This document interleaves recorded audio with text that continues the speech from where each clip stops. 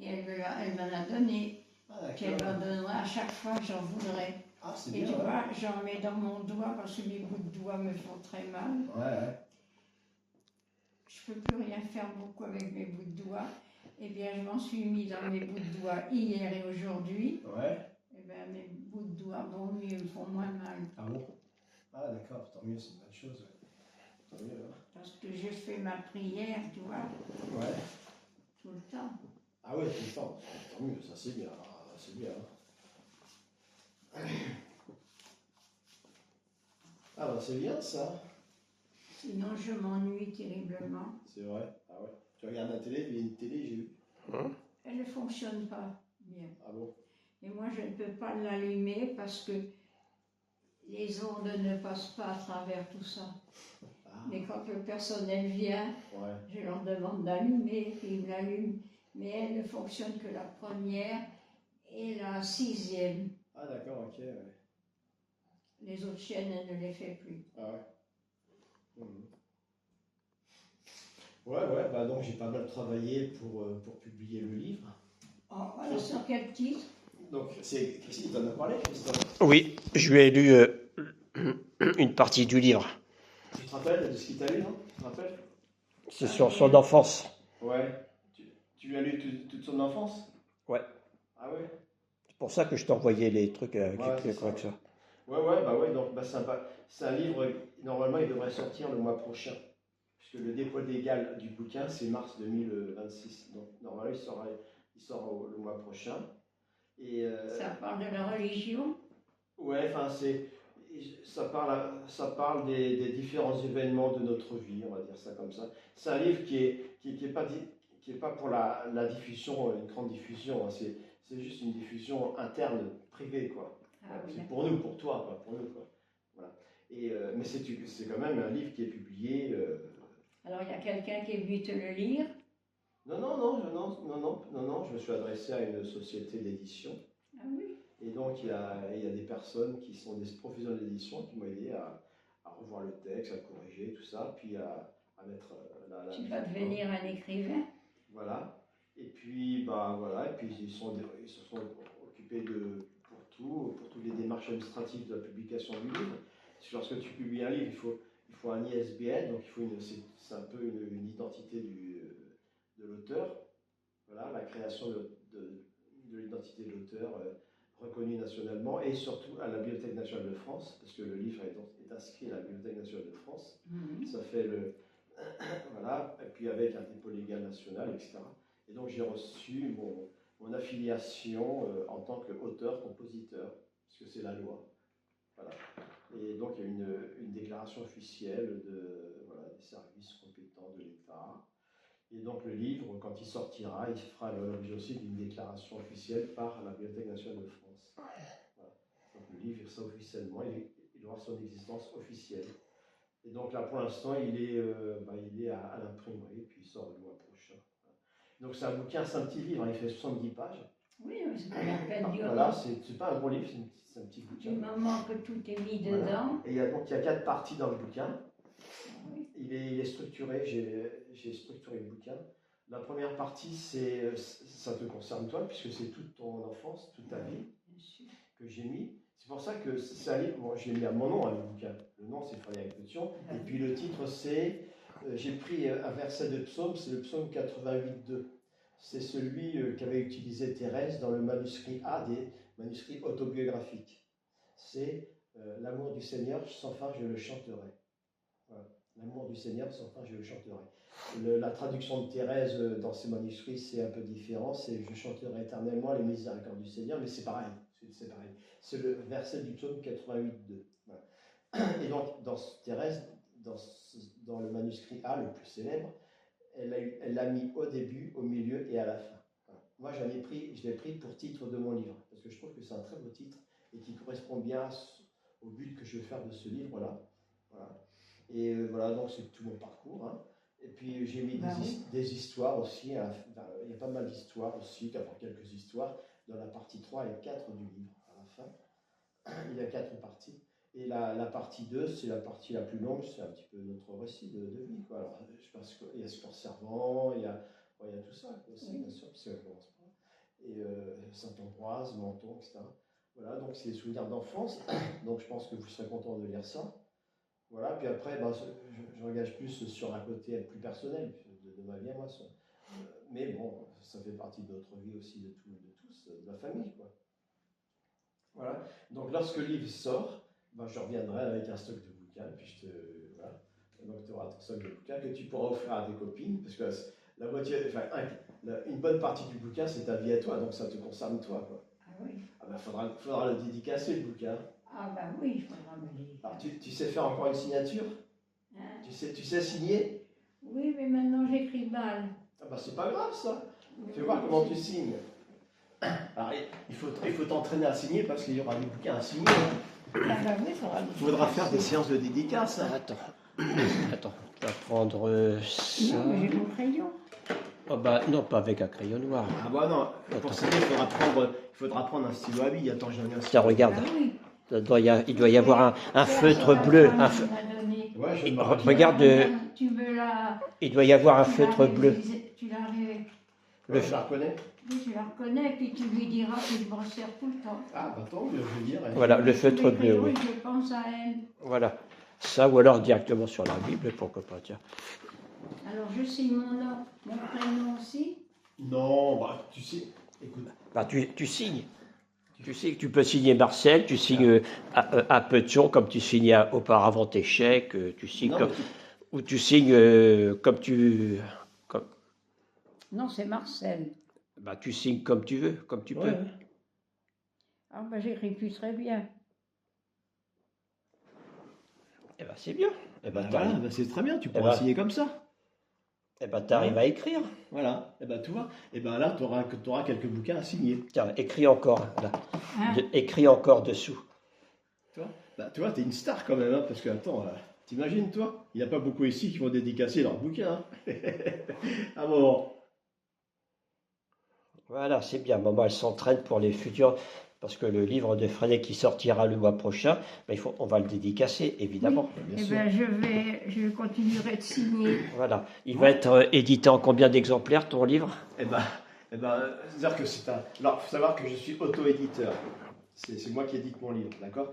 Donc je l'édite au nombre que je désire, quoi. Alors, comme c'est le premier et c'est le premier fourni, là, j'ai édité 40 livres. Donc, t'as 40. Mais je peux en éditer 200 si je veux, quoi. Voilà, c'est ça. Voilà. Donc, dans un premier temps, j'en ai édité 40 parce que c'est mon premier livre, je ne sais pas comment, bien sûr. Et puis, c'est surtout pour le cercle de la famille, pour le monastère aussi. Bon. Et puis, si ça se vend bien, tout ça, voilà, parce qu'il est, il est vendu 15 € le bouquin. Il n'est pas cher. Bah, il n'est pas cher, mais s'il est cher parce que il fait que 70 pages. Mais dedans, il y a des photos couleurs. Et c'est l'impression des photos couleurs qui coûte cher. C'est pour ça qu'il est vendu 15 €. Le livre, en fait, il me revient à 7 € l'exemplaire. Voilà. Et l'éditeur, lui, il dit, bon, bah voilà, parce que c'est un beau livre, c'est un livre avec des photos couleurs, il y a 26 pages photos couleurs sur 70 pages, une trentaine. Et puis, bon, etc., il y a tout le travail qui a été fait, ça. Donc, il dit, bon, bah, on le met à 15 €, c'est un prix honnête. Raisonnable. Voilà, raisonnable, c'est ça. Mais il n'y aurait pas de photo couleur, il faudrait peut-être 10 € ou un truc comme ça. Ah oui. Pas 10 €. Mais voilà. Pour le début. Ouais, c'est ça, ouais. Voilà. Et donc là, ce livre, il sera mis en vente 15 €. Et c'est le prix vente du bouquin. Voilà. Et voilà. Donc certainement que rapidement, il faudra que je refasse une autre commande d'impression. Oui, parce que je pense qu'ils vont partir assez rapidement. Parce que 40 exemplaires, c'est ça? Ouais. C'est pas beaucoup. Hein. Non, c'est très peu. C'est très peu. Mais j'ai pas envie non plus de le diffuser beaucoup. Quoi. C'est vraiment pour nous. Quoi. Ouais. C'est la famille. Sachant que moi, j'en ai déjà. Tu m'en réserves 10 exemplaires. Non, mais de toute façon, les 40, c'est d'abord pour la famille. Quoi. Pour ah oui, bien sûr. Et puis, j'en donnerai, forcément, il faut que j'en donne au monastère. Parce que, bah, t'es obligé. Je suis obligé, quoi. Ouais.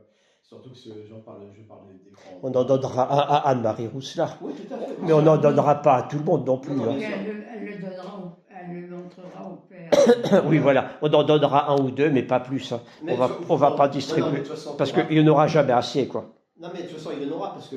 On te remboursera. De toute façon, ce qui est oui, sûr, bah, c'est bien que sûr. je vais devoir faire, demander l'impression d'autres exemplaires. Quoi, parce que oui, bah, bien 40, sûr. c'est très peu. Quoi. Bon, mais c'est comme. Bon. Mais moi, il faut aussi. Enfin, moi, je démarre dans le métier littéraire. Hein. Voilà. Et, parce que je suis en train d'écrire le deuxième là. Oh, Ouais, tu vas devenir célèbre. Oh non, non, non, franchement, non. Ah, j'entends ça, il n'y a que Dieu qui le sait. Non, parce que le bouquin, il est, comment dire, c'est la publication de ce livre. Il y a des milliers de bouquins qui sortent. Oh, bah, tu sais, Christophe m'a prêté des livres. Je lis la vie de famille. Hein. Oui, tout à fait, ouais. Voilà, donc on pourra donner un exemplaire à Isabelle, évidemment, elle sera contente de le lire. Bah oui. Voilà, ça va lui rappeler des souvenirs, hein, c'est sûr. Hein. Et puis bon, je suis content d'avoir écrit ce livre-là aussi. C'est un livre que j'ai écrit pour. C'est une action de grâce aussi pour la vie, pour tout ça, quoi. Je suis content d'avoir écrit ce livre-là. Voilà, c'est pour ça que ce bouquin, il faudra le signer. Christophe pourra aussi mettre signé, moi je le signerai. On pourra tout signer dessus. Voilà, parce que c'est un livre qui retrace un peu des souvenirs d'enfance, quoi. C'est ça. Et puis ta vie, surtout ta vie à toi. Une bonne partie, c'est ta vie à toi quand même. Donc c'est vraiment ton livre à toi déjà. Tu comprends ? C'est pour ça aussi. Voilà. Donc c'est pour ça que tu auras des exemplaires et que tu pourras donner à qui tu veux, quoi. Enfin, toi. Voilà, puis je suis bien content. Ah bah si, je vais le lire, comment ? Bien sûr, tout à fait, ouais. Voilà. Donc voilà. Et puis bon, voilà. Tu as une vie qui est quand même pas mal. Moi j'ai le manuscrit dessus ici sur mon smartphone. Je l'ai mis dans là. Ça, je vais vous montrer la couverture du livre. Oui. La couverture. Mais je te l'avais montré, je crois, déjà. Ouais, mais ouais, j'avais montré, mais elle doit plus s'en souvenir. Ouais, je vais te la remontrer. C'est une. Voilà. Attends, je vais voir si je peux pas. Attention, parce qu'il y a un peu d'eau là, dans le verre. Voilà. Attends, oui, tu as une vie très active. Ouais, j'ai pas mal de travail. Franchement, j'ai pas mal de travail. Là, j'ai une commande de quelqu'un que je connais qui habite dans le sud de la France, ou je sais pas où, qui veut me passer une commande de 100 croix. 100 croix. Ouais, 100 croix. J'ai reçu la commande ce matin. 100 croix. Il est prêt à payer ce qu'il faut, quoi. 100 croix, ça fait une facture de 2000 euros. 2000 euros. 2000 euros 100 croix. C'est énorme, quoi. Enfin, c'est un truc de dingue, quoi. Bon, je ne sais pas si je vais accepter parce que j'ai vraiment beaucoup de travail. Entre ce bouquin, le deuxième bouquin que je vais écrire, il faut que je fasse des croix parce que la boutique. C'est cher. Bah, c'est-à-dire qu'à la boutique, on va tomber maintenant sur le carême et Pâques, quoi. Le carême, donc le carême, les gens vont acheter des croix, donc il faut que j'en fasse pour la boutique.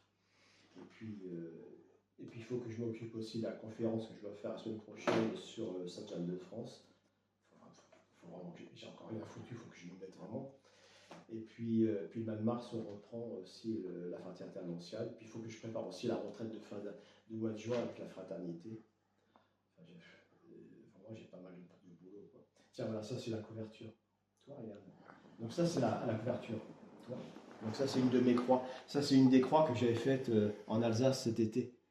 Ah oui. Ça c'est Elle est sur une fleur. Et donc j'ai pris, c'est mes photos. Hein.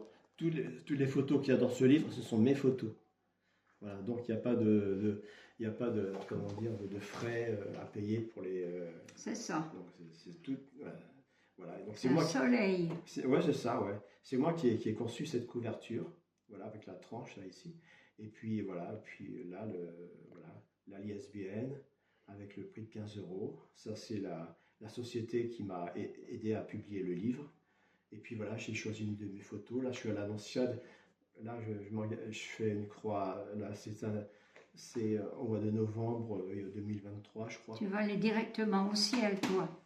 Voilà. Et puis là, c'est le texte. Normalement, tu sais, à la fin en 4e de couverture, on nous demande de faire un petit résumé de notre vie, quoi. Mais c'est pas ce que j'ai voulu faire. J'ai voulu dire le but de ce livre, toi. Donc ça, c'est le but de ce livre. Et je l'ai encadré par 2 citations de l'écrit de la Bible. Voilà. Parce que ce livre, je l'ai conçu aussi comme étant un témoignage de foi. Un témoignage en même temps. Donc il y a beaucoup de choses dans ce livre. Ce livre, c'est nos souvenirs d'enfance, c'est ta vie à toi, c'est vrai, c'est pour toi aussi que je le fais, mais c'est aussi un livre pour remercier pour la vie qu'on a reçue, remercier Dieu, et c'est aussi, comment dire, un témoignage de foi. Donc voilà, c'est un peu tout ça. J'ai conçu ce livre un peu dans cette optique-là, comme ça. Et tu as mis que j'avais vu la Vierge. Oui, bien sûr, il y a toute ton enfance. Hein. Et qu'est-ce qu'elle m'a dit? Oui, bien sûr. Je lui ai demandé qu'est-ce qu'elle m'a dit et puis c'est arrivé. Ah, tout à fait, oui. Tiens, regarde, je peux te lire ce que j'ai écrit. La 4e de couverture, c'est un texte que j'ai beaucoup travaillé pour. Parce que ça paraît pas comme ça, mais il faut quand même pas mal travailler les textes. Donc, voilà. Attends, mets un petit peu plus fort parce que je suis un petit peu sourde. Ouais, donc là, j'ai commencé, ça c'est la 4e de couverture. Ah oui? Ouais, donc c'est la 4e de couverture. Et j'ai commencé par une citation du livre de Job, chapitre 52, verset 5, qui dit « Je ne te connaissais que par ouï-dire, mais maintenant mes yeux t'ont vu, Seigneur. » Voilà, ça c'est par rapport aux différents événements de la vie. C'est ça. Voilà. Et ça, je trouve que c'est très très bien à mettre au début comme ça. Et voilà. Alors, voilà. J'ai commencé. Ce devait être en 2022. J'étais au salon. Je regardais le journal télévisé de 20h. En un instant, j'étais rempli d'un amour immense, irrésistible. Tout en moi aimait. C'était incroyablement bon. Parfois, le ciel s'ouvre et Dieu, si grand, nous dévoile son amour. Ce livre est mon action de grâce, un merci adressé à Jésus pour ma vie, pour les rencontres et les événements providentiels de mon existence. Ça commence avec le récit aventureux de ma mère qui m'a transmis la foi. Voilà, c'est pour ça que je commence le livre par ton récit à toi. Toi, j'ai voulu écrire un témoignage simple et court, 70 pages. Bien sûr. Voilà, parce que j'aurais pu en mettre davantage là-dedans. Ah oui, mais enfin, il ne faut pas non plus trop. Ben, je le mettrai dans le second livre quoi, que je suis en train de préparer, quoi, parce que c'est déjà plus ou moins écrit déjà les différents passages. Bon, j'ai voulu écrire un témoignage simple et court pour dire que Jésus, notre Sauveur, existe. Voilà, donc là, c'est un témoignage en même temps. Voilà. Et qu'il est là et qu'il nous aime et que nous aussi, nous pouvons l'aimer. L'Esprit Saint est notre vie, notre joie. Voilà. Et puis, je termine par une citation de Tobie au chapitre 12 qui dit « Mettez par écrit ce qui vous est arrivé. » Ah, mais alors c'est bien. Voilà, donc c'est pour ça que j'ai mis ça. Regardez ce que Dieu a fait pour vous, rendez-lui grâce à pleine voix, bénissez le Seigneur de justice, exaltez le roi des siècles. Voilà, t'as vu? Et puis, est-ce que tu as dit que j'avais vu Saint-Vincent de Paul. Saint-Vincent de Paul? Oui, il a écrit, oui. Mais je te l'ai lu, maman, ça. Je te l'ai lu. J'étais couchée, il est venu mettre ses bras au-dessus de moi, comme ça, il s'est penché. Mais il m'a fait peur, je me suis sauvée. J'avais 4 ans, 5 ans. Ouais, non, je sais, ouais. Je l'ai marqué, d'ailleurs, lorsque j'ai revu le texte, parce qu'il faut faire des relectures à n'en plus finir avec les correcteurs des maisons d'édition. Il faut relire les fautes d'orthographe, le style, et puis surtout le texte, quoi. Et donc, j'ai dû réécrire certains passages, parce que qui n'étaient pas corrects, quoi. Oui. Et puis, par rapport surtout à Saint-Vincent de Paul, j'ai réécrit les passages pour qu'ils soient exactement comme tu le voulais. Parce que je suis passé par Christophe. Ah bah oui, et Christophe m'avait posé des questions, parce que moi, je ne savais pas. Voilà. Et voilà. Donc ça, c'est la première tranche. L'amour Seigneur, sans fin, je le chante.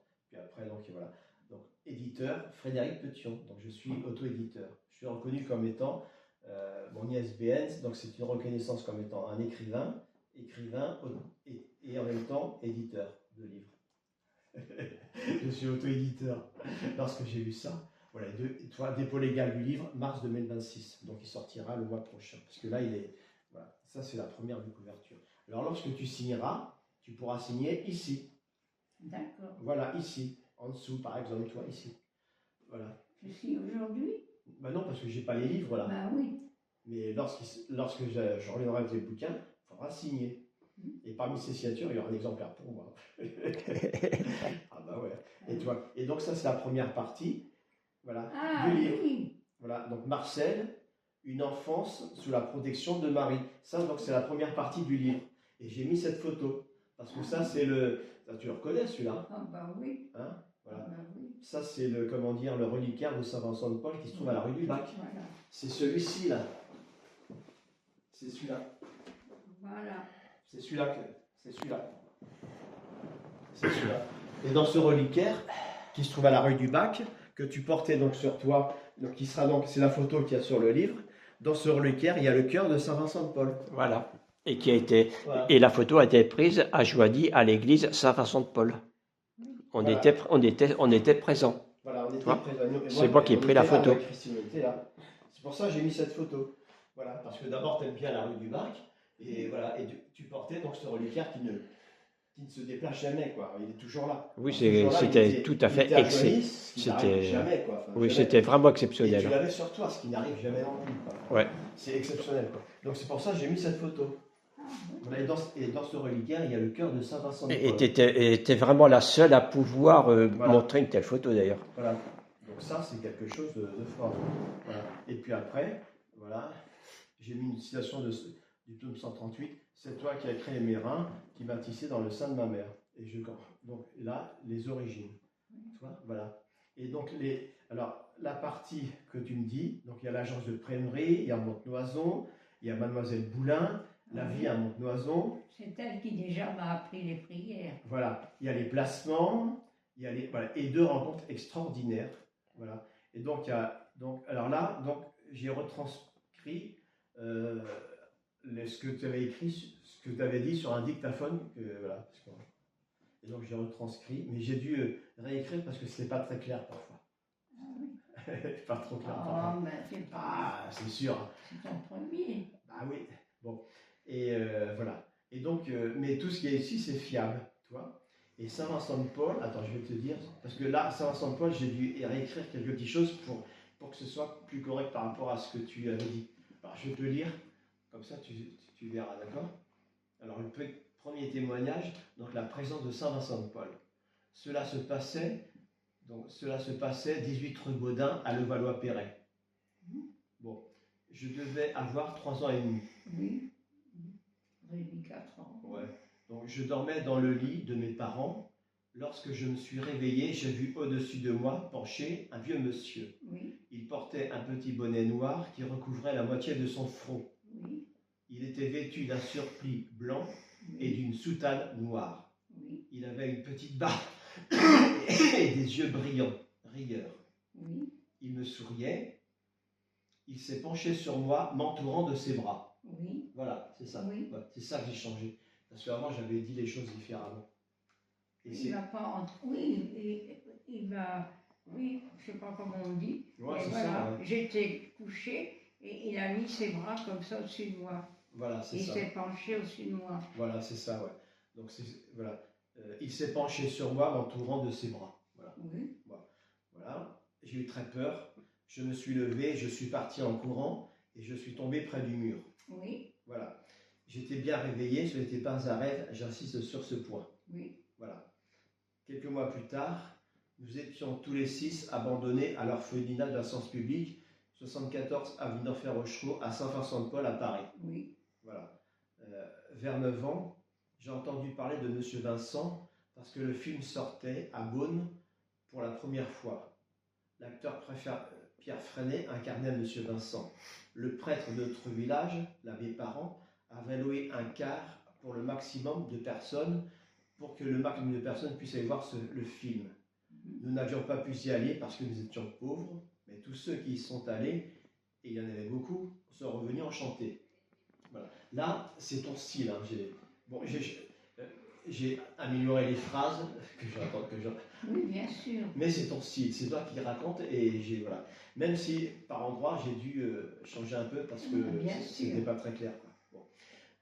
Puis un jour, Frédéric rentre à la maison et m'a dit: tiens maman, je t'ai apporté une image, oui. Je préparais les repas.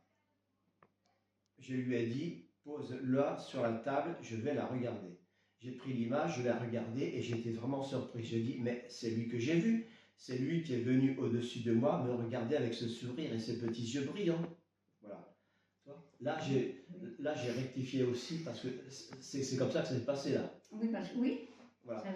Ça s'est passé comme ça. Voilà, c'est ça. Il ne faut pas bronder trop. Non, c'est ça, ouais, tout à fait. Ouais. C'est ça, parce que là, j'avais écrit les choses un peu différemment et c'était pas comme ça. C'est pour ça que j'ai dû réécrire les choses, enfin changer une ou deux phrases pour que ça corresponde à peu près à ce que tu avais vécu. Voilà. Voilà. Mais c'est bien lui que j'ai vu, c'est lui qui est venu au-dessus de moi me regarder avec ce sourire et ses petits yeux brillants. Cette image correspondait exactement à ce que j'avais vu. Bon, voilà, je ne vais pas tout te lire, mais voilà. Et après, il y a le rêve de la Vierge Marie. Voilà. Il y a un truc, j'aimerais juste revenir sur la fin du texte.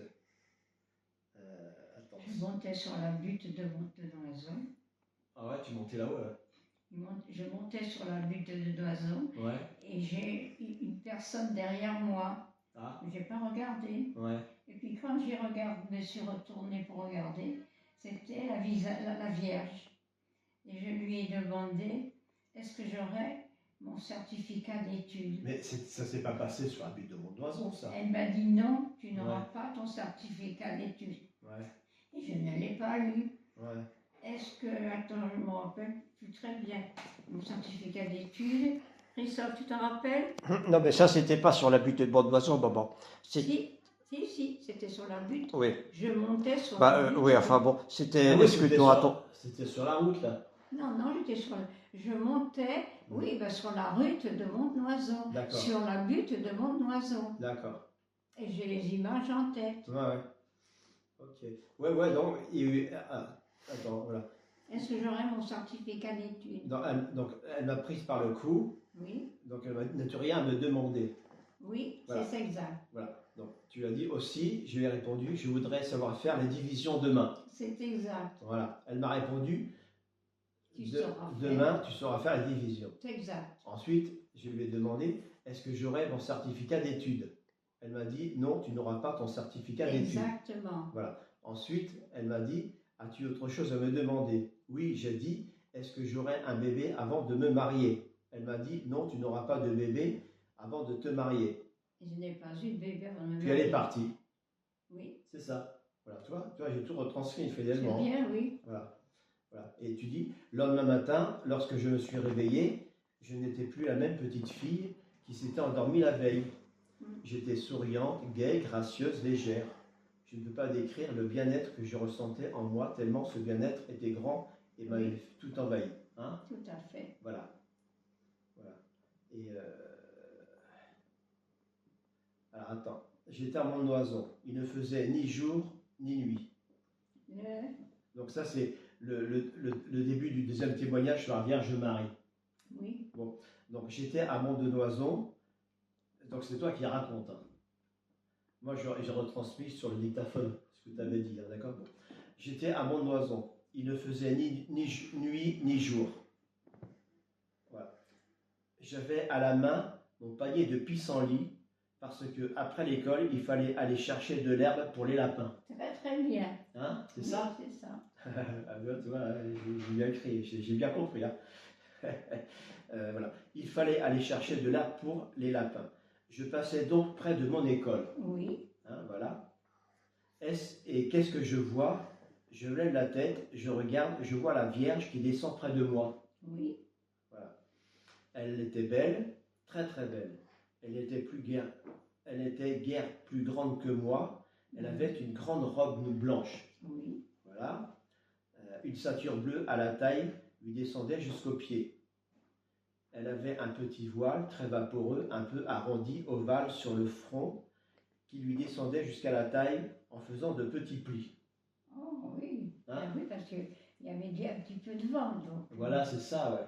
Voilà. Tu vois, donc là, j'ai retransmis fidèlement, toi. Oui, oui. Voilà. Et à un moment donné, attends, voilà. Voilà. En repartant, alors je passe le récit, parce que le récit est assez long de ce que tu avais dit, et que j'ai remis là-dedans. Mais j'ai dû corriger des styles, j'ai dû corriger quelques petites choses comme ça, tout en gardant ton style, ouais, c'est ça. Oui, tout ton style, et puis surtout les faits tels qu'ils se sont passés. Voilà. Il ne faut pas dénaturer, et j'ai essayé de garder ton style aussi, quoi. Ben oui, bien sûr. Voilà, c'est ça, ouais. Voilà, donc on te retrouve, c'est toi, quoi. Voilà. C'est pour ça que ce livre, c'est ton livre aussi à toi, tu comprends? Voilà. Et donc c'est pour ça que tous les exemplaires, il faudra que tu les signes. Voilà. Ah bah oui, c'est toi l'écrivain, Non, c'est toi. Non mais c'est toi Léo, mais c'est ton histoire à toi, quoi. Ah bah oui, quand même, quoi. Attends, t'es quand même une star, quand même, hein. T'es une star, quand même, hein. C'est toi la star, quand même. Attends, ici, tu vas pouvoir dédicacer ton bouquin. Mais j'ai beaucoup de choses en moi. C'est vrai? Oui. Ah ouais, t'as quoi? Oh ben bon, ça me vient pas comme ça, mais j'ai beaucoup de choses en moi. Ah ouais? Et puis, tu vois, je fais ma prière le matin et le soir. Ouais. Et j'ai découpé, Christophe m'a ramené un tout petit fascicule que je puisse mettre dans mon livre. Ah oui, c'est bien, oui, oui, les trucs Voilà la Vierge. le petit cycle de prière, Et puis c'est bien, voilà. ouais, avec les principales prières, ouais. Mhm. Ah, c'est bien ça, ouais. Ah, c'est très bien ça. Et puis là, derrière, c'est les... Ouais, ouais, bah c'est différentes. C'est Christophe qui me les a ramenés. Ouais, c'est bien ça. C'est bien d'Arrive du Bac, ça aussi. Ah bon? Ouais, c'est bien d'Arrive du Bac, ouais. Ah bon? Ouais, tout à fait, ouais, c'est bien d'Arrive du Bac. Voilà. Et à un moment donné, donc un peu plus loin, donc en repartant, nous avons rencontré Jean Chauffournier. Ah oui. Voilà, tu te rappelles Jean Ah Chauffournier? bah oui, je me rappelle Voilà. bien. Et lui, donc, il dit ceci, lui. Voilà, ce n'était pas, alors, toi tu dis que ce n'était pas l'idiot du village, mais enfin bon, c'était le simplet, comme dans tous les villages de l'époque. Oui. Nous nous sommes arrêtés pour le saluer et en même temps pour lui dire, tu sais, j'ai fait un rêve. Et je lui ai raconté, il me dit, eh bien, je vais planter un rosier là où tu me décris ton rêve. C'est exact. Voilà. C'est exact. Hein, t'as vu, hein? C'est exact. Voilà. Bon. Puis les années ont passé. Je suis retourné à Montnoison avec Marc et sans les enfants, Christophe et Frédéric devaient être au service militaire. Isabelle devait travailler. De chez nous, de Lyon à la Nièvre. Alors là j'ai rectifié, là j'ai fait des rectifications qui étaient nécessaires. C'est au niveau des distances kilométriques. Ah ouais, parce que voilà, parce que là, parce que j'ai fait des vérifications quand même, hein, pour que tout soit juste. Le plus exact. Bah oui, donc c'est pour ça que j'ai fait des recherches et j'ai dû rectifier des choses. Alors, dans les années qui ont passé, je suis retourné à Champvallon avec Marc et sans les enfants. Christophe et Frédéric devaient être au service militaire, Isabelle devait travailler. De chez nous, de Lyon à la Nièvre, ce n'est pas très loin, il y a environ, alors tu avais mis 60 km, j'ai vérifié, il y a 100 km. 100, oui, c'est ça, il y a plus 100. de... Oui. Ouais, c'est ça. Ouais. Donc c'est pour ça que j'ai vérifié les distances, j'ai mis 100 parce que 60 c'était un peu court. Quoi. Parce que j'ai vérifié entre Joigny, j'ai pas été plus loin, entre Joigny et puis... Prébry. Ouais, Prébry, mais non, j'étais jusqu'à Montnoison. Et ça fait 101 km même. Alors c'est pour ça que j'ai mis environ 100 km. Oui, c'est ça, parce ouais, que c'est ça, 60, c'est pas assez. Non, non. Donc en une journée, c'est faisable, même lorsque nous étions à Paris. Bon là, il faut rajouter de la distance, mais bon. Comme ça va bien. Bien des années après, nous sommes retournés pour rendre visite à une dame très âgée et malade. Cette dame, je la connaissais bien puisque c'était la jeune du village qui nous faisait chanter et qui jouait... Ah oui, c'était Madame...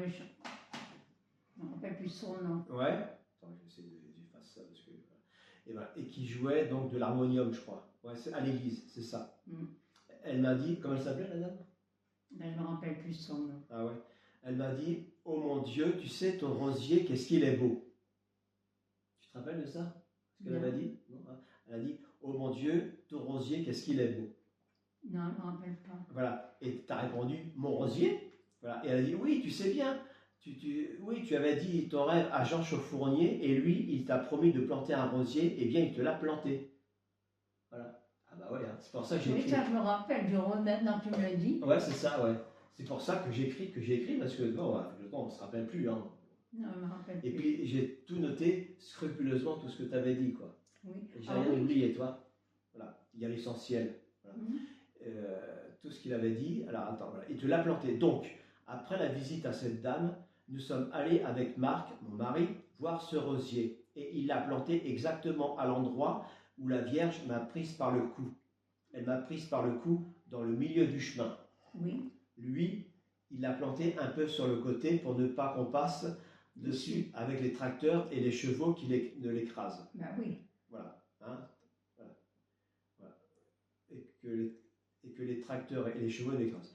Mais c'était exactement là où j'ai rêvé de la Vierge et où elle m'a tenu par le cou. Oui. Voilà, t'as vu? Voilà. Oui, c'est bien. Donc voilà. Et puis bon, après, donc tu es parti faire ta vie, il y a les débuts à Paris, avec Mademoiselle Drucker. Mademoiselle quoi? Drucker. Hein, bon. Drucker. Ah, je ne me rappelle pas d'elle. Si, Drucker, c'est... donc, Drucker, c'est l'assistante sociale en retraite qui t'avait accueilli chez elle lorsqu'elle habitait rue de la Ville-l'Évêque. Ah, Tu te rappelles plus de ça? non, pas du tout. Ah ouais? Voilà, donc c'est les débuts à Paris. Donc Marcel, alors, donc tu débarques à Paris avec ta valise et tout ça, hein, d'accord, voilà. Bon, et là tu te rends à l'hôpital à Salpêtrière Oui. et tu rencontres une cadre de santé, une cadre supérieure de santé. Oui, maintenant on dit cadre, on dit plus surveillant. Ouais, c'est ça, parce que dans le récit, j'avais écrit une surveillance générale. Et donc là, j'ai repris tous les termes, et sauf un moment. Case. Ouais, j'ai marqué donc cadre supérieur de santé. Voilà. Et j'ai laissé dans le manuscrit les termes anciens de surveillant général, c'est lorsqu'on parle de vous. Et après, j'ai dit, aujourd'hui, nous disons cadre de santé et cadre supérieur de santé. Voilà. Papa est cadre de santé général. Cadre supérieur de santé. Voilà. Donc, tu rencontres à l'hôpital, à Salpêtrière, une cadre supérieure de santé. Elle lui fait, donc, Marcel, donc, elle lui fait obtenir un poste de femme de ménage à l'hôpital Raymond Poincaré à Garches. Tu te rappelles de ça? Dans les Hauts-de-Seine. Mais très vite, ses collègues ne l'accueillent pas et se liguent contre elle, contre toi. Tu te rappelles de ça? Oui. Voilà. On l'accuse de vol et elle est renvoyée. Parce que là, c'est moi qui raconte de nouveau. Donc c'est pour ça que c'est la troisième personne. Donc ça commence par Marcel se rend à l'hôpital, d'accord? Voilà. Voilà. Elle retourne voir la personne qui l'avait accueillie, mais elle ne peut plus rien faire pour elle. Tu te rappelles de ça? Oui. Voilà. Désespérée, en larmes, la valise à la main. Attention à mon réveil. Ouais. Donc, qu'est-ce que tu fais? Tu vas plaider ta cause donc, au siège des hôpitaux de la science publique à New Victoria. Oui, tout à fait. Tu te rappelles de ça aussi? Oh oui, je reconnais, je me vois même. Ah ouais? Je me vois même. Tu t'y vois même? Ouais. Elle rencontre en escalier un inspecteur. Oui, c'est exact. Qui a pitié de cette pauvre fille éplorée. Rendez-vous est pris avec lui pour le lendemain à 14 h. L'inspecteur Aurousseau, c'est son nom, hein, il s'appelait Aurousseau, Oui. voilà, le reçoit et l'écoute. Il téléphone au directeur de l'hôpital Raymond Poincaré pour qu'on la reprenne immédiatement, mais Marcel ne veut pas retourner dans cet établissement. Ben oui, c'est vrai. Ben, c'est normal. Hein. Ben, c'est normal. Ah oui. Finalement, elle est embauchée comme fille de salle à Tenon. Oui. Et c'est là où tout a commencé. Hein, oui. hein. Toute l'aventure a commencé là, finalement. Hein. Oui. Oh, bah oui. Si Marcel a de nouveau un travail, elle a très peu d'argent, c'est la misère. Le peu d'économie qu'elle possède est vite dépensé en frais d'hôtel, malgré toutes les privations de nourriture notamment. Ça doit être dur à la vie. Hein. Bon, très vite, elle n'a plus d'argent et la faim la tenaille. Oui. Elle passe la nuit dans le grand vestiaire de l'hôpital Tenon, oui. celui qui est appelé Porte Z. Oui, oh, ben dis donc. Hein, t'as vu là? Oh oui. Ça te rappelle des souvenirs? Ah ben oui, oh là je me vois encore assise. Et puis l'infirmière qui était descendue et me donna le... Ouais. Ah oui, je rappelle tout ça. Voilà, donc elle pleure et se lamente. Voilà. Voilà. Mais que va-t-elle devenir dans une aussi grande ville, sans argent et sans amis? Le découragement la reprend. Et tu dis, si je me jetais sous les rames du métro dans la Seine. Tu te rappelles de ça aussi? Tu avais des idées noires, hein? Ah oui.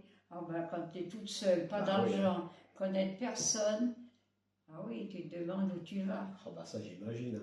Alors donc tu réponds. Là comment c'est toi? En fait c'est toi qui parles parce que ça, on a fait un travail quand même assez poussé pour recueillir les éléments de ta vie, hein, comme tu peux le voir. Hein. Bon, donc c'est toi qui nous donne tous ces renseignements. J'invente rien. Donc qu'est-ce que ce serait? Voilà. Si je me jetais sous les rames du métro ou dans la Seine. Ça ferait le plus mal. Ouais, c'est ça. Qu'est-ce qui sera le moins douloureux? Oui. C'est ça, ouais. Voilà. À 2 h du matin, une collègue de l'équipe de veille entre dans le vestiaire et l'on imagine sa surprise en voyant Mademoiselle Gillet assise en larmes et échafaudant de funestes projets. Oui. Elle lui donne l'adresse d'un... Voilà. C'est là où intervient Mademoiselle Drucker.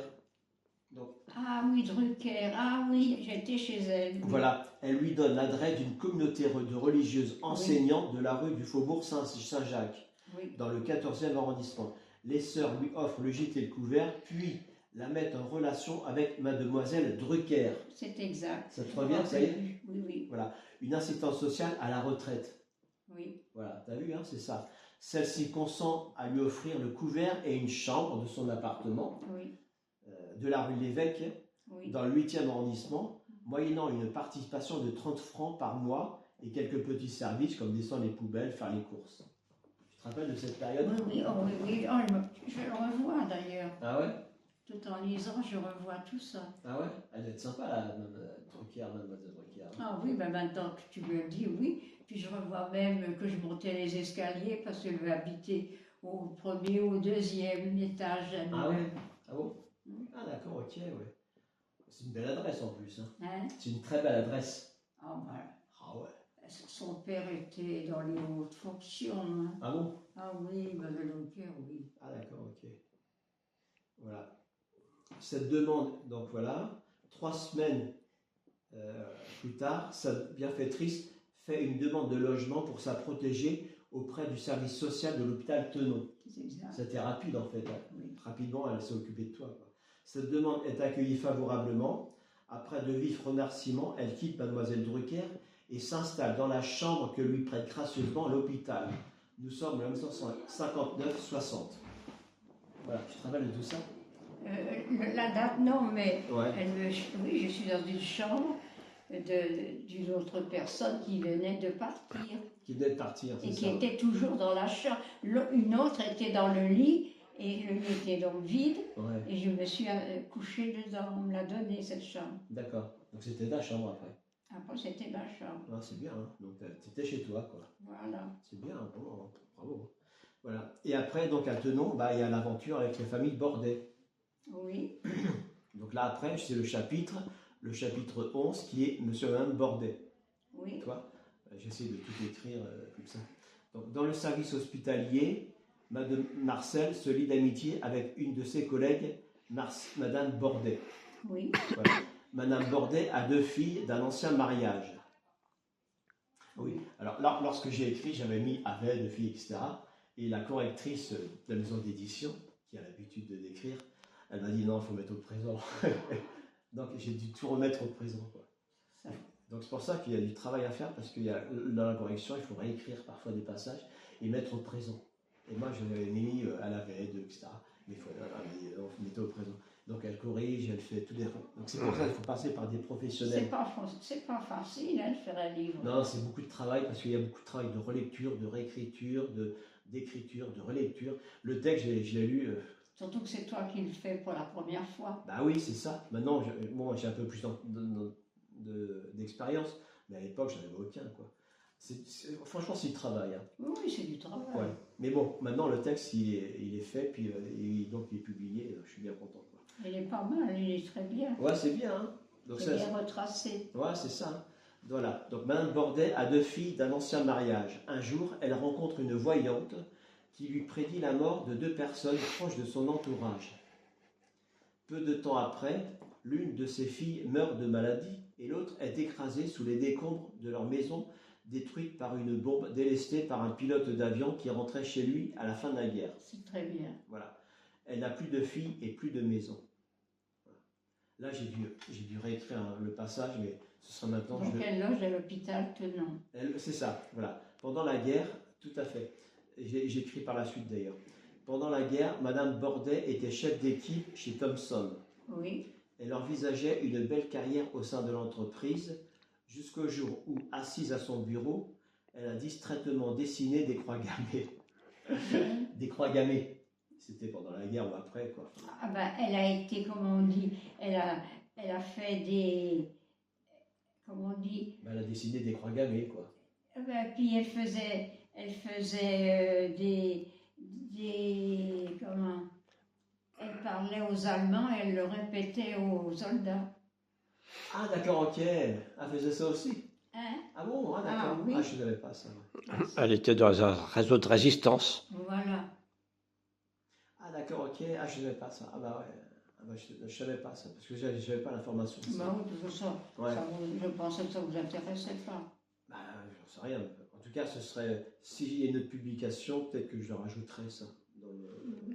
Donc, Oui. elle envisageait une belle carrière. Donc, voilà. Son directeur passait par là, donc elle est renvoyée sur le champ, elle n'a plus de travail non plus. Mme Bordet quitte la province et loue un appartement dans le 11e arrondissement de Paris. Elle change de vie. Elle cache des personnes recherchées par la Gestapo Oui. ou par la police française. Oui. Ce sont des aviateurs anglais, des résistants ou des évadés de camp. Parmi eux, il y a André, une dizaine d'années plus jeune. Il se marie. Voilà. Le couple donc, est embauché à l'hôpital Tenon. Oui. Elle est aide-soignante Et lui, il est maçon à l'atelier central des hôpitaux qui se trouvait à la place du CHU de la Salpêtrière, boulevard de l'Hôpital. C'est exact. Voilà. Ils sont logés dans un 2 pièces de l'hôpital. Ils sont logés dans 2 pièces de l'hôpital. Le week-end, ils vont à Vaux-sur-Seine, dans les Yvelines, pour retaper la maison qu'ils viennent d'acheter. Quand Madame Bordet rencontre Marcel, elle voit en elle les filles qu'elle n'a plus, et Marcel voit en elle une nouvelle mère. Hein? Oui. C'est ça, ça se passe comme ça. Tout à fait. Ouais, c'est ça. Les deux femmes vont s'adopter mutuellement. Monsieur et Madame Bordet, aujourd'hui décédés, sont devenus nos grands-parents par adoption. Nous les appelions Mamie Polly et Pépé. Voilà. Et donc, bon, après, voilà, après. Mais j'aimerais, voilà, il y a un passage que j'aimerais voir avec toi. C'est vers la fin, celui-là, voilà, la rencontre avec la grand-mère maternelle. C'est quand même une histoire, ça. Hein, tu te rappelles de ça? Ah oui. Oh, purée. Alors attends, je te lis le passage. Dans les années 90, j'ai plus la date exacte, mais en gros c'était ça.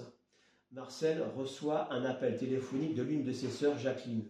Oui. C'est ça, c'est Jacqueline, hein, avec qui tu étais resté en lointaine relation, quoi. Enfin, voilà, ouais.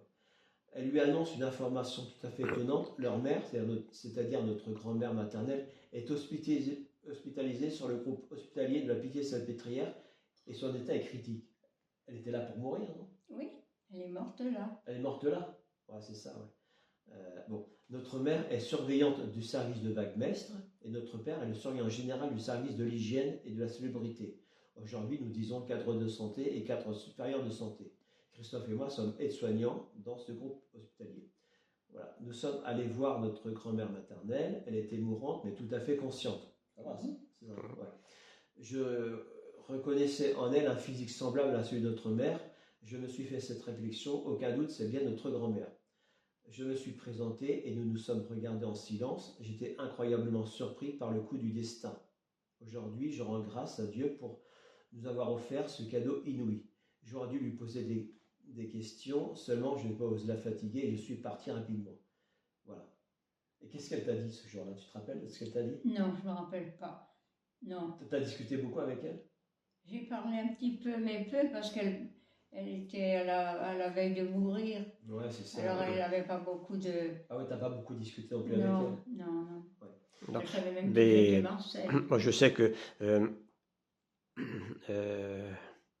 elle nous avait dit que donc son mari, ton père, donc aimait beaucoup les livres, aimait beaucoup lire. Ouais. Qui ça? Eh ben, ta mère, elle nous avait dit, Marie-Alphonsine. elle nous avait dit que ton père, donc son mari, quoi, ton père, eh bien, aimait les livres et il aimait lire. Ah oui, ah bah oui, papa aimait beaucoup lire. Voilà. Il était chauffeur de taxi. Ouais, c'est ça. Ouais. Il aimait beaucoup lire, voilà. Ouais. Mais je continue le récit parce que c'est pas fini le récit. Marcel a discuté avec sa mère. Nous avons ainsi appris que Marie-Alphonsine, notre grand-mère, était gardienne d'immeuble de la rue Jeanne d'Arc. Exactement à la même période où nos parents étaient domiciliés au numéro 49 de cette même rue. Oh, je ne me rappelle pas de tout ça. Toi? Non. Ouais, parce que, ouais, moi, j'avais tout noté, moi. Tout ce que tu m'avais dit, j'avais tout noté, moi. Ah oui. Ah oui, parce qu'il y avait toute l'histoire que j'avais écrite, et là, c'est arrivé après. Donc moi, j'ai tout noté. Et pour écrire ton récit, bah, j'ai remis tous ces récits-là en plus, toi. Ah d'accord. Voilà. Et voilà. Donc, nos parents, sans le savoir, habitaient en face de chez elle. Oui. Vous habitiez là en face de l'autre, en fait. Et tu ne Oui. savais pas, quoi. Oui. Donc, vous habitiez au 49 rue Jeanne d'Arc, et elle habitait en face. Oui, c'est vrai, je ne Voilà. savais pas. Mais je ne savais pas. Ah non, puisque on se parlait, on ne se voyait plus. Bah non, c'est normal. Hein. Une épicerie était tenue par Madame Blanc. Alors, une épicerie tenue par Madame Blanc se trouvait juste à côté de la loge de Marie-Alphonsine. Donc Marie-Alphonsine, c'est ta mère. Oui. Voilà. Donc elle, vous habitiez au 49, et en face, donc il y avait la loge, il y avait l'immeuble avec la loge de Marie-Alphonsine, Oui. et à côté, donc il y avait une épicerie tenue par Madame Blanc. Voilà. Ah ouais, bien sûr. Bien sûr, bien sûr. Voilà, par Madame Blanc. Voilà. Tu te rappelles de ça? C'est un de mes neveux. Non, c'est ton fils, quoi. Non, moi je suis son fils encore. C'est mon fils. C'est comment, de Christophe, le jumeau de Christophe. Oui, ça se voit. On le voit. Oui, oui, oui. Elle avait, bon. Ça se voit. elle avait compris. C'est quoi, c'est l'échange c'est quoi? Ah Non, elle- oui, elle- c'est l'échange, oui, c'est rien. Vas-y, continue. Hein. Ouais, donc une épicerie donc, tenue par Madame Blanc se trouvait donc juste à côté de la loge de Marie-Alphonsine.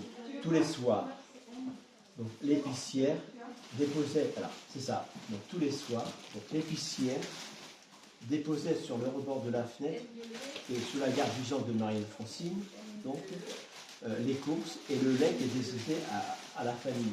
Tu te rappelles de ça? C'est un des jumeaux qui a écrit un livre et qui me le lit. Et qui est publié, qui va être publié. C'est bien, c'est bien. Je vois avec elle quelques petites corrections pour le manuscrit, parce que la maison d'édition réclame un tas de trucs. Il faut que je voie pas voilà. D'accord, je vous laisse. Merci. Voilà. Donc, les courses étaient donc sur le rebord de la fenêtre, d'accord, voilà. Et donc, il y avait donc un litre de lait, il y avait les courses comme ça pour la famille, parce que Isabelle, je crois, était née, il me semble que c'était pour Isabelle le lait, il me semble. Oui. Ouais. Oui. Tu te rappelles de toute cette période-là où donc notre mère récupérait le ravitaillement après son travail et une dame de cet immeuble venait garder notre sœur Isabelle le temps que notre mère arrive du travail. J'allais aux petits pauvres, des petits pauvres, là, j'habite où les petits pauvres? Ouais, Pas dans un monastère, ouais.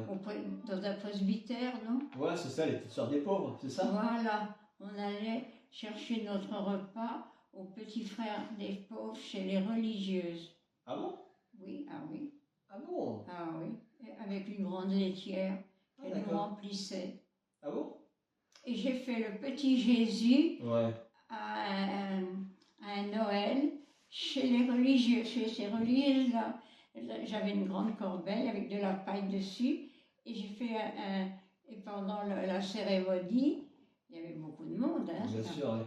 Eh bien, j'ai fait le petit Jésus. Mais tu étais marié là, à cette époque-là? Hein? Tu étais déjà marié à cette époque-là? Non, le petit Jésus, je n'aurais pas pu le faire. Ah oui, c'était avant ton mariage, Ben, ça. c'est quand on allait chercher, quand j'avais 4 ans, 5 ans, 4-5 ans. Ah oui, c'est ça, oui, Aller oui, chercher d'accord. Le lait chez les petites sœurs des pauvres, quoi. avec mes grandes sœurs. Avec les grandes sœurs. Ouais. Ah oui, d'accord. Là, c'était à Levallois-Perret à cette époque-là. Oui, Oui. je me rappelle très bien de tout ça. Hein. Ouais, bien sûr, ouais, bah ouais.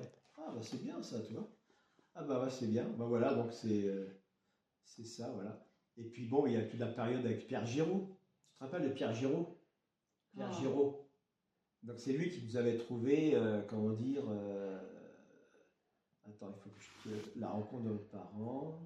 J'ai reconnu Pierre Giraud Ouais. parce que j'avais laissé mon livre ou mon cahier sur la table. Ta carte d'identité. Je passais l'examen. C'est ta carte d'identité que tu avais Ma laissée. carte d'identité où je passais l'examen d'infirmière. Voilà, c'est ça. Ben ça, je la rencontre ça aussi. C'est le chapitre 13, le concours infirmier et la rencontre avec Pierre Giraud. Nos parents veulent devenir infirmiers. Ils suivent les cours préparatoires de l'hôpital Tenon. Oui.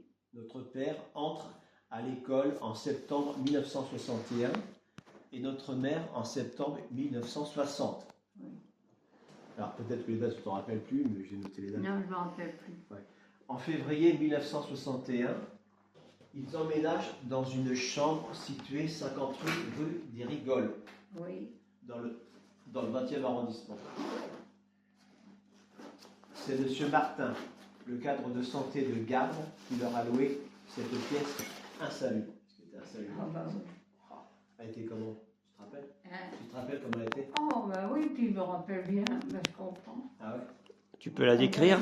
On logeait dans une grande salle, et il y avait un petit couloir, une porte, et moi je dormais dans cette petite couloir avec les autres, avec les autres. Ah non, vous n'étiez pas là avec les frères et sœurs. Ouais, bah ouais.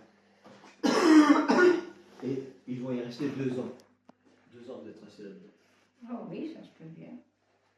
Voilà, le jour du concours préparatoire pour l'admission à l'école d'infirmière, Marcel oublie sa carte d'identité sur la table d'examen. Oui. Le surveillant du concours est M. Pierre Giraud, directeur adjoint de l'enseignement. Oui. En 1942, il s'occupait des enfants abandonnés à l'hospice Saint-Vincent-de-Paul. Il s'était occupé du dossier de Marcel Gillet. Oui. Voilà, il faut le faire quand même. Oui. En voyant le nom sur la carte d'identité, il s'en est souvenu. Oui. Voilà. Il a téléphoné personnellement à Marcel pour qu'elle puisse la récupérer. Oui. Voilà. Pierre Giraud est devenu un ami très proche de notre famille, au même titre que monsieur et madame Bordet. Oui. André Bordet sera le parrain de baptême de Christophe et Pierre Giraud sera le mien. Nos parents font leur scolarité à l'hôpital Tenot. Ils sont diplômés en 1963. Oui. Tu te rappelles de tout ça? Ben oui, parce que ma belle est née en 1963. Hein. Non, 61, En Isabelle. 61. Ouais. C'est vous en 63. Voilà. Notre père est affecté à l'hôpital de la Pitié, où il prend ses fonctions le 2 novembre 1963, à l'issue du choix de poste. Christophe et moi naissons le 24 novembre 1963. En avril 1963, M. Pierre Giraud aide nos parents à obtenir en location un appartement du domaine de l'assistance publique à Paris. Voici le texte du courrier écrit par M. Pierre Giraud et qui décrit les conditions de vie de leur logement. Donc c'était le logement qui se trouvait rue des Rigoles. Oui. Voilà. Alors, nous sommes logés dans de très mauvaises conditions dans un immeuble en ruine, donc situé 58 rue des Rigoles, Paris 20e, au rez-de-chaussée, dans une pièce de 3 mètres sur 4 mètres 50, insalubre, très humide, où pullulent rats et souris. Alors, il est pas là-dedans. C'était plus une pièce, c'était l'arche de Noé, dis donc. Oui. Bon, des voisins sans profession définie, ivrognes, troublent sans cesse notre repos, nous privent de sommeil et nous enlèvent pratiquement toute possibilité d'étudier, parce que vous étiez à l'école d'infirmière, à Tenon, ce qui est pourtant absolument nécessaire et nous menace très souvent. Il y a quelques jours encore, par exemple, un couteau a été projeté sur moi et je ne l'ai évité que de justesse. J'en ai aussitôt avisé le commissariat et le propriétaire. Depuis notre mariage, en janvier 1963, ma femme accuse progressivement un état de plus en plus nerveux qui ne va pas sans m'inquiéter pour l'avenir de cette situation, si cette situation devait continuer encore longtemps. Notre fille, née le 28 juin 1961, ne peut elle non plus bénéficier du grand air, du calme, du sommeil si essentiel pourtant à tout enfant. Désireux tous deux d'accomplir à l'assistance publique notre carrière d'hospitalier, d'infirmier et d'infirmière, nous voyons malheureusement nos chances de réussite compromises par les conditions dans lesquelles nous vivons. Voilà. Et alors, suite à cette lettre, donc, un 4 pièces bourgeois de 105 mètres carrés, situé dans un square privé du 11e arrondissement de Paris, leur est attribué. C'était Square Salon. Oui. Voilà. Tu te rappelles de tout ça? Oh, bah oui. Je les ai en vue. Tu les lis, mais je les ai en vue. Bah ouais. Hein. Voilà. Et alors, en attendant que l'appartement soit libre, la famille quitte la rue des Rigoles et s'installe temporairement au 59 rue Jeanne d'Arc. Voilà. Tu te rappelles de ça? 50 rue Jeanne d'Arc. Je me rappelle à Jeanne d'Arc. Oui, tout en haut. Au 6e étage, ouais. Voilà. C'était au 6e étage, ouais. C'est ça, ouais. Derrière l'hôpital, la Salpêtrière. C'est un appartement rénové de 2 pièces. C'est un 2 pièces rénové. Oui. Ouais. Il comprend une entrée, une cuisine, un WC, un séjour transformé en chambre et une chambre. Oui. Voilà. Ils ont pu Ah, avoir... oui, mais je ne me rappelle plus. Mais je me rappelle bien qu'on était là. Ouais, c'est ça. Mais ça me rappelait plus combien il y avait de pièces. Ouais, bah c'était un 2 pièces, quoi. Oui. Un deux Oui, pièces mais je avec vois une chambre bien. supplémentaire, c'est ça, Oui, ouais. oui. Un petit 2 pièces, quoi. Mm. Voilà, mais c'était propre, puisque c'était refait, ça venait d'être refait, donc c'était propre, quoi. Et vous avez transformé le séjour en chambre, parce qu'il y avait Isabelle, quoi. Enfin, oui, au niveau, ouais. Donc c'était nécessaire d'avoir une pièce pour Isabelle. voilà. Ils ont pu, voilà, c'est un appartement rénové, transformé. Ils ont pu avoir cet appartement grâce à une infirmière de l'hôpital Tenon. L'appartement appartenait à son fils, la famille Pouget. Ah oui, Pouget, oui. Maintenant, je ne me rappelais plus, mais maintenant que tu me le dis, je vois bien Monsieur Pouget. Ouais. Voilà. Et vous y installez le 1er juin 1963. Maman est en congé de couche jusqu'en 64. Elle doit reprendre son travail à l'hôpital Tenon. Là, tu fais une demande de mutation pour l'hôpital de la Salpêtrière qui sera acceptée. Et le courrier est ainsi décrit. Mon congé de couche étant arrivé à expiration, je dois reprendre mon travail le 9 mars prochain, 9 mars 64. Cependant, avec ma fille Isabelle, âgée de 2 ans, et mes 2 garçons, Christophe et Frédéric, âgés de 3 mois, qui sont entièrement à notre charge, il me sera vraisemblablement assez difficile, sinon impossible, d'assurer mon service dans de bonnes conditions à Tenon, éloigné de mon domicile, alors que travaillant dans un établissement plus proche de chez moi, la Pied-Salpêtrière, je pourrais plus facilement organiser à la fois mes obligations professionnelles et familiales, mon mari par exemple de jour et moi de garde, ou réciproquement. Et c'est pour ça que donc, vous installez en 64, vous installez donc en Square Servant, dans le 11e arrondissement, et vous êtes donc, vous travaillez à la Salpêtrière, vous êtes muté à la Salpêtrière. Voilà. Bien, hein? Ah oui, c'est bien. Voilà. Ah bah, t'as bien tout décrit, hein. La grand-mère maternelle. Ouais, hein, t'as vu, hein? Ah, Bordet, les débuts à Paris, partir faire sa vie. Oui, il y avait aussi. Qu'est-ce que j'ai? Ça, c'est qui ça? Ça, c'est ça. Voilà. Bon. Oui, puis il y a aussi la vie qui n'était pas très facile avant Cloison, hein, les placements, quoi. t'aurais dû mettre mes 2 jumeaux.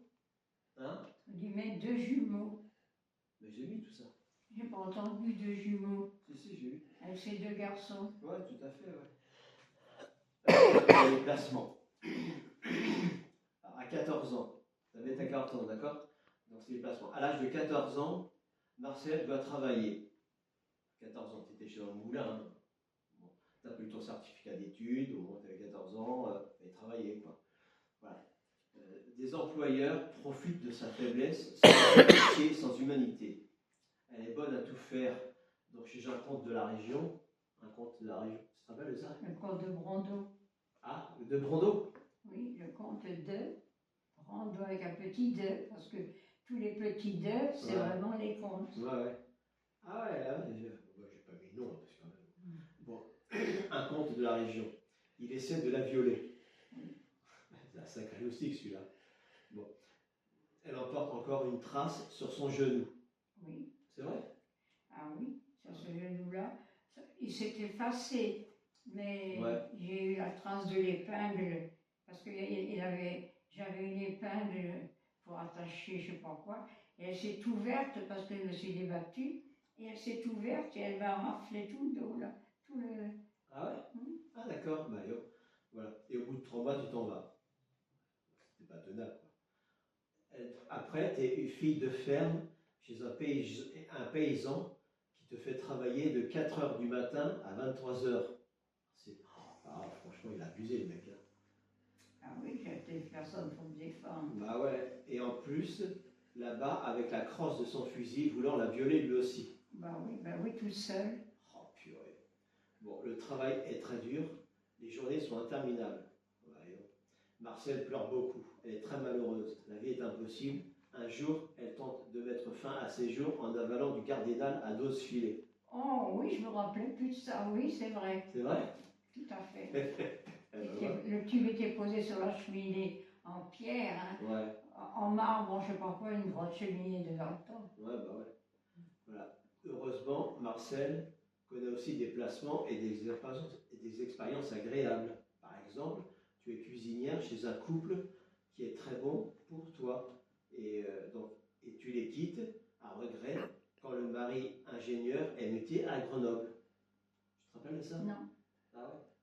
Voilà. Aussi, par exemple, tu es aussi nurse d'enfant presque 1 an dans une riche famille industrielle de la région, la famille Lambiotte. Ah oui, bah ça, il est connu. Bah ouais. Un certain François Mitterrand fréquente la famille. Tu l'avais rencontré là-bas? Oui. Ah oui, c'est vrai? Oui. Ah bah oui, c'est dingue ça. C'est la ville de Château. Un chauffeur et la Rolls sont à la disposition pour les promenades du jeune héritier. Ah bah dis donc, hein, c'est vraiment un vie de château. Hein. Marcel accompagne la famille dans ses déplacements à Paris. Ils descendent à l'hôtel Ritz, place Vendôme. Oui. Eh ben chapeau. Hein. T'es sûrement la seule de la famille à avoir dormi à l'hôtel Ritz. Quoi. Ah oui, oh, bah, j'ai eu... Une vie, ouais, effectivement, hein. Incroyable. Hein. C'est vrai, c'est dingue. Nous avons une photo d'elle sur la place Saint-Marc à Venise. C'est vrai, on a une photo d'elle. Voilà. À 20 ans, Marcel est une très belle jeune femme. Elle est toujours aujourd'hui. Elle est élue Miss Nevers en 1958. Les célèbres sœurs Harcourt l'ont photographiée, la seule est encadrée dans le séjour de nos parents. En fait, au cœur de la jeunesse douloureuse de notre mère, il y a ce mélange d'horreur et de merveilleux. Voilà. Voilà. Bon, je t'ai lu quelques Oui, non, mais c'est bien. quelques T'as petits bien souvenirs. retracé des trucs que moi, je ne me rappelais plus. Ouais, bah ouais. Il y a un passage que j'ai mis après, lorsqu'on est à Menton. Franchement, je sais pas du... Enfin, j'ai écrit ça comme ça parce qu'il fallait bien écrire quelque chose, hein. Franchement. Mais je suis sûr que c'est pas ça, quoi. Mais c'est pas grave, il est marqué comme ça. Attends, c'était... voilà. Voilà, on y fait du bien. À chaque fois que je dis à notre maman, nous allons à Menton, la réponse... Tiens, regarde là. Ouais. Tu reconnais? Bah bien sûr. Voilà. À chaque fois que nous allons à Menton, la réponse, sa réponse, donc c'est la tienne, est toujours la même. Que vous avez de la chance, c'était notre plus belle vacances, Menton. Nous y étions heureux, profitez bien les enfants, le temps passe si vite. Hein. C'est toi ça. Bon. Un jour, nos parents parlent du home à un ami. Le home, c'est là où on descend à Menton. Voilà. C'est là qu'ils vont quand ils descendent à Menton, lui disent-ils. Son émotion est alors visible. Mais qu'est-ce que tu as? Ah, donc c'est la famille Oudinot. Monsieur Oudinot. J'ai pas mis son nom, hein, mais c'est ça. Donc, il a que quand il était jeune et dans la force de l'âge, sa famille vivait à Menton. Il vivait à Menton? Oui, oui. Il y avait une maison pas très loin d'où on louait. Ah ouais. Ah d'accord. Elle avait de nombreux biens. Donc sa famille vivait à Menton. Elle avait de nombreux biens dans cette ville, si chère à leur cœur. J'ai marqué ça, je ne sais pas si c'était bon. Tant et tant de souvenirs. Or, le homme leur appartenait. Je sais pas. Ah bon? Je sais rien, j'ai écrit ça. Ça se trouve qu'il leur appartenait pas du tout. Et Christophe, si tu vois la famille, si tu vois Oudinot, tu lui poseras quel était le lien entre le homme de Menton et puis Oudinot, le fils là. Oui, bah, Anne-Marie Rousseau, il faudra qu'on passe par Anne-Marie Rousseau. Ouais, Et elle demandera au fils. Ouais, c'est ça. Parce que moi, j'ai écrit À ça François, on demandera à François Oudinot. Les enfants d'Oudinot lisent ce livre, ils vont dire il met des trucs qui ne sont pas vrais. Non, mais bon, on demandera François Oudinot. Ce sera plus pratique en passant par Anne-Marie. Ouais. C'est une maison de retraite que lui-même gérait. Comme le monde est petit. Ça, c'est une question à la poser parce qu'en fait, je ne suis pas sûr de l'information. Hein. Ouais. Ah bon, Ouais. je ne sais pas. Ah oui, c'est ça. Ouais. Tu poseras la question. Hein. Ouais. Parce que ça se trouve que c'est pas tout à fait. Enfin, c'est pas grave non plus. Hein. C'est pas non plus un truc. Je ne cite pas les noms. Hein. Je cite pas les noms. Voilà. Bon, voilà. En gros, c'est. Voilà. Bon, je ne vais pas tout raconter parce qu'il fait 70 pages comme ça. Donc, c'est comme beaucoup de. Je vais aller faire pipi si tu Ouais. veux. Voilà.